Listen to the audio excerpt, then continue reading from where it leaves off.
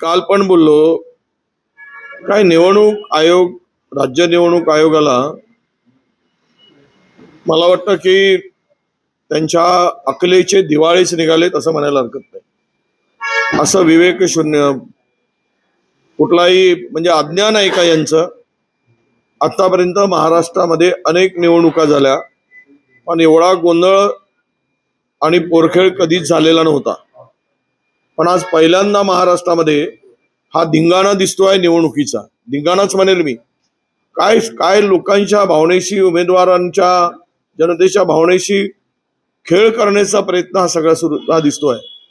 मुळात जर निवडणुका तुम्ही ज्यावेळेस सर्वोच्च न्यायालयाचा निर्णय आला त्यावेळेस कुणाच्या दबावामध्ये तुम्ही घाईघाईने तारखा घोषित केल्या, कार्यक्रम घोषित केला?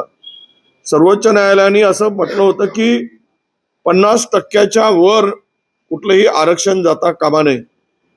आणि हे असताना निवडणूक आयोगाने 50% वर आरक्षणाच्या मर्यादा पाडल्या नाहीत.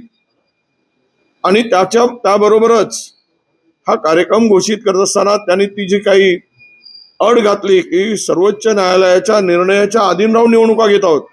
कोण सांगितलं तुम्हाला? तुम्हाला ही अक्कल नव्हती काय? अकलीचे तुमच्या दिवाळी निघाले राज्य निवडणूक आयोगाच्या. कोण बसवले तिथे?